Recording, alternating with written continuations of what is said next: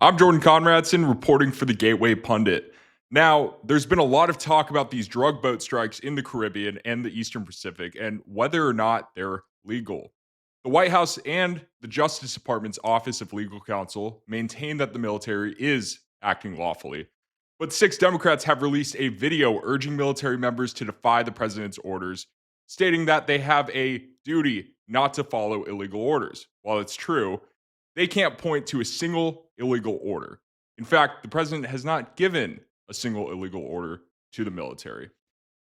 And the media has joined their ranks, pushing a story in the Washington Post accusing Pete Hegseth of war crimes and amplifying the messages of these seditious lawmakers. Senator Mark Kelly from Arizona, a retired Navy captain and one of the six Democratic lawmakers calling for military sedition, faces recall into active duty and a court martial proceeding for pushing this narrative and encouraging the military to stand up against the commander in chief. Joining me now to discuss is Arizona Congressman Eli Crane, a Navy SEAL veteran who served on 5 wartime deployments. Congressman, how are you? I want to know, what's your take on Mark Kelly? Do his calls for disobedience pass muster? I don't think so, Jordan. I think the senator got himself in, hot water. It's you covered some of it in your opening. It was just so wild and bizarre to many of us that they made that video and couldn't, cite one illegal order that President Trump had given.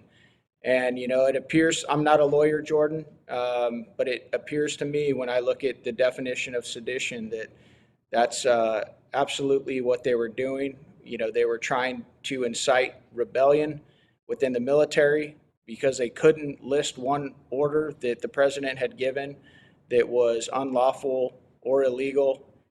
When they were pressed on it later, all of them, were trying to say, well, we just want to make sure that, they're aware of, what their rules and rights are. And the funny thing about that, Jordan, is as somebody who's gone through basic training, we all know those rights. We're well aware of those rights. We all get educated and trained on those rights.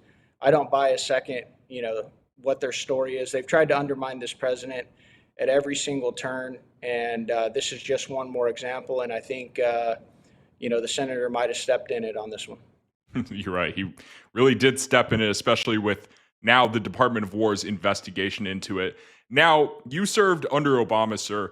What do you think this would look like if at that time Republican Congress members they made the same calls after I understand war is messy. It's, mistakes happen, but if they did the same exact thing after Obama was drone striking civilians in Pakistan, Yemen, and Africa, what do you think would happen to them? I think you would have seen similar outrage, from Democrats and Republicans who know, especially those of us that have served in the military. We understand how important the chain of command is. Some of the orders that you get are given, so rapidly, so fast. When you're in a combat situation, and to undermine the chain of command and get these 18, 19, 20, 21-year-old, men and women who have stepped up to serve our country, second guessing their chain of command, their leadership, on these ships, whether they're on the ground. It's dangerous. And that's why I think you even saw many Democrats, come out and, were just appalled. I saw a video that Stephen A. Smith, did scorching Senator Kelly, over this. I don't think Stephen A. Smith is a conservative, right-wing Republican. And it's just, many of the Democrat veterans that I've talked to were just really appalled by, this video that they decided to make. And, we had a saying in the Navy, Jordan, when you play stupid games, you win stupid prizes. And I can't tell you, how the attorneys at the Department of War are going to choose to handle this. But, I would like to see a precedent be set to where even, sitting members of Congress and elected officials don't feel it appropriate to go out and undermine the chain of command without even, being able to cite one single unlawful order. That's right. And, I spoke to a Navy JAG officer today. He told me at the Pentagon that they're only supposed to not follow these orders if they're blatantly illegal, not if there's questions about their legality or opinions from uh, politicians, partisan politicians saying, well, this is illegal and you probably shouldn't follow it. That's not the standard they're supposed to follow. But, and I think it should be noted, President Trump said he wants to see a trial for these lawmakers. And he said if it is sedition, they should be facing death. He didn't necessarily call for their death. But I want to show you this video.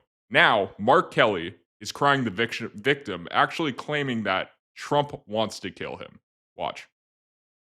President Trump is trying to silence me, threatening to kill me for saying what is true. And he sent his Secretary of Defense after me. And it's not going to work. Here's how we got here. A week and a half ago, Senator Slotkin and I, along with others who also served in the military and the intelligence communities, we released a video with a simple message to service members that they must refuse illegal orders. Nothing was controversial about that. Everyone must follow the law. No one may break the law. Now, your thoughts on that, Congressman Eli Crane?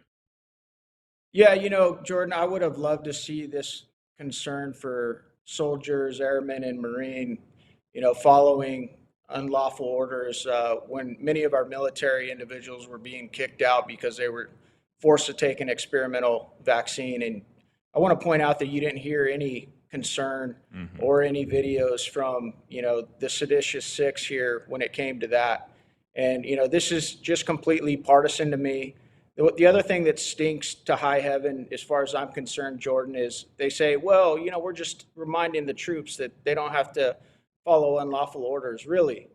Why didn't you guys make that video under President Biden? Same service, same rules, same uniform code of military justice. They didn't feel it necessary to give reminders then, right?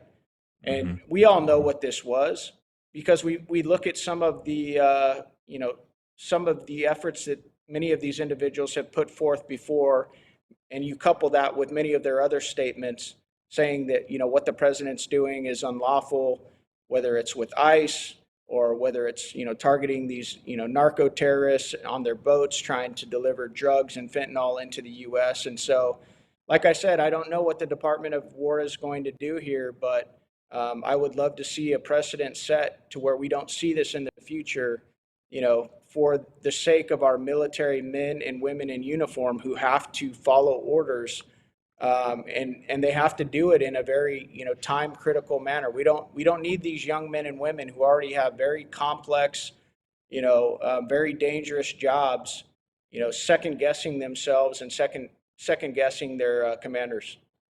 You're right. And it seems like they're putting literal terrorists, designated terrorists, smuggling drugs into the country over the American people. We saw the same narrative actually play out when President Trump killed Qasem Soleimani back in 2020. They were crying war crime. They were calling Trump a war criminal. And it's just the question I have is, should the American people feel really any sympathy for terrorists? No, I don't believe that they should. Like I said, these guys have tried to undermine the president at every single turn. This is just one more indicator of it. But, because of the UCMJ, I do believe there's a chance, and I don't get my hopes up here in Washington, D.C. Very often, but I do believe that there's a chance for a precedent to be set to where, this type of thing, won't happen again. All right. And I just want to get also your thoughts on the strikes. I know SEAL Team 6 is assisting in these operations. I want to hear from you as a Navy SEAL. Is this the right way to go and way to go about these people that are actively trying to invade our country and bring poisons to our country and kill American citizens? And especially with you being a representative from the great state of Arizona, I mean, we don't have an ocean, but this problem is the same issue that we've seen in Arizona. It's just coming by sea, not land. Well, I do like the fact that the administration is taking seriously, the number one, cause of, death here in this country annually, when it comes to, bad actors and criminals, and that is bringing in fentanyl and all the other drugs that they bring in. I'm glad that they're taking it very seriously. And because they're taking it seriously, I know that there are heads of state around the world, especially in the Southern Hemisphere, that are taking it a lot more seriously as well. And so I haven't been in the meetings in the Pentagon and, looking at, the different, plans that they presented to the president and his war cabinet on how they were going to prosecute these targets. But, I do have faith in the people there that they, took a look at the problem, took a look at, the options that they had available to them. And, they're doing the best with what they've got. That's right. And this is something that the president ran on, is using all necessary military assets to take out these cartels and kill the cartels and the drug smugglers bringing these poisons into our country. Congressman, I know you have to run, but before you go, how do we reach you? How do we follow you and help your reelection to the Congress? Yeah, you guys can find me on social media at Rep Crane. Please go and follow us there. And Jordan, thank you for having me on the show. Of course. Thank you, sir.